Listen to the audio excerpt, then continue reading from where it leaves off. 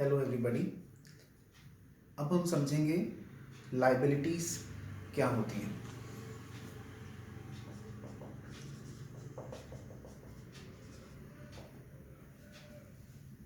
Liabilities जो होती हैं वो बेसिकली वो चीज़ें हैं जो बिजनेस को पे करनी है।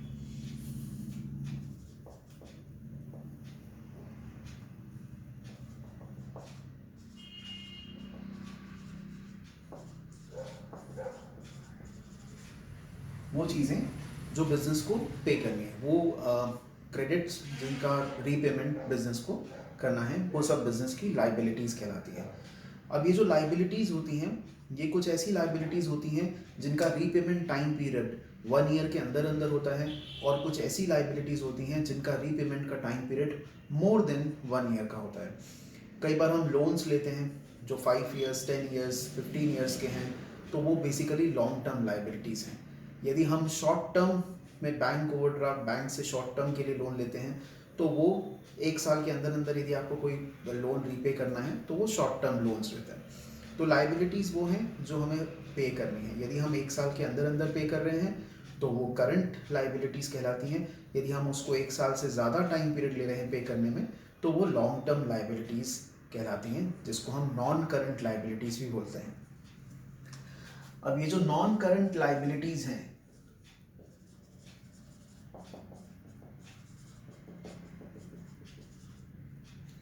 ये नॉन करंट लाइबिलिटीज जिसका repayment time more than 1 year है,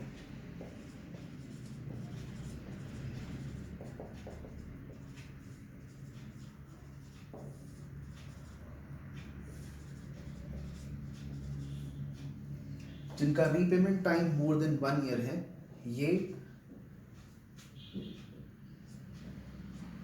इसके एग्जांपल्स में जैसे long term loans from banks and financial institutions. Financial institutions वो होते हैं जो नॉर्मल रिटेल कस्टमर्स को नहीं डील करते हैं। हम जैसे आप जैसे लोगों का सेविंग अकाउंट, करंट अकाउंट नहीं ओपन करते। ये लोग बड़ी बड़ी कंपनीज को, स्टेट गवर्नमेंट्स को, सेंट्रल गवर्नमेंट्स को बड़े बड़े प्रोजेक्ट्स के लिए लोन देते हैं। Then debentures.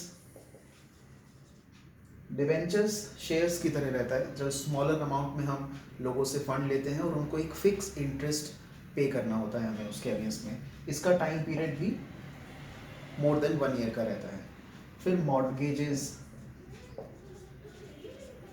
मॉर्गेजेस मतलब बेसिकली जब हम कोई चीज़ गिरवी रख के लोन लेते हैं, जैसे गोल्ड रख के लोन लिया, वो बेसिकली मॉर्गेज है। कोई प्रॉपर्टी रख के उसके अगेंस्ट में लोन लिया, तो बेसिकली मॉर्गेजेस कहलाता है, लोन अगेंस्ट प्रॉपर्टी जिसको बोलते हैं।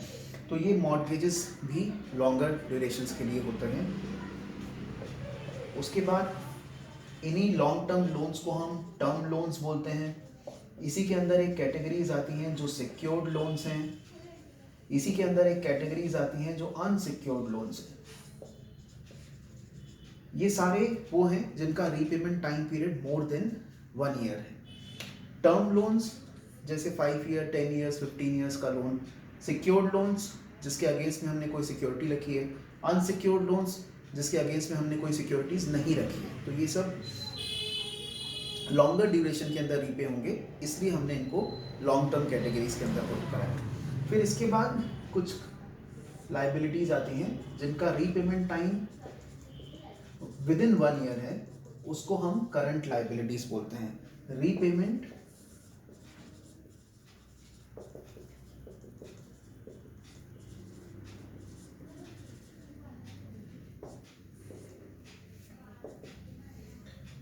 जैसे बैंक ओवरड्राफ्ट। बैंक अपने अच्छे कस्टमर्स को, जिनका बैलेंस हमारे पास बैंकों के पास मेंटेन होता है, उनको शॉर्टर ड्यूरेशंस के लिए लोन देती है, 15 डेज, 1 मंथ, 45 डेज के लिए। वो बेसिकली बैंक ओवरड्राफ्ट फैसिलिटी होती है, जो आपके अकाउंट से ज़्यादा आपको विड्रॉल की फैसिलिटी दे रही है। उस पर ये इंटरेस्ट भी चार्ज करते हैं बैंक। फिर इसके बाद क्रेडिटर्स। क्रेडिटर्स बेसिकली आपके सप्लायर्स हैं, जिनसे आपने रॉ मटेरियल परचेज करा है ऑन क्रेडिट, जिनको आपको पेमेंट करना है। Then outstanding expenses. कोई भी ऐसा एक्सपेंस जो आउटस्टैंडिंग है, जिसका रीपेमेंट हमने नहीं किया है,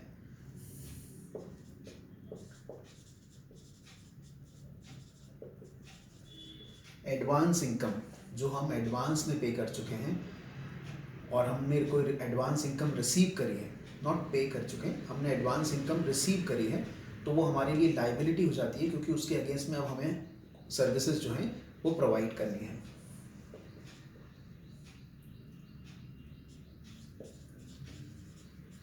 एनी शॉर्ट टर्म लोन जो हम लेते हैं वो हमारे करंट लाइबिलिटीज़ के अंदर आते हैं। तो इसके अंदर बैंक ओवरड्राफ्ट्स हो गया, क्रेडिटर्स हो गए, outstanding expenses, advance income, short term loan and then bills payable.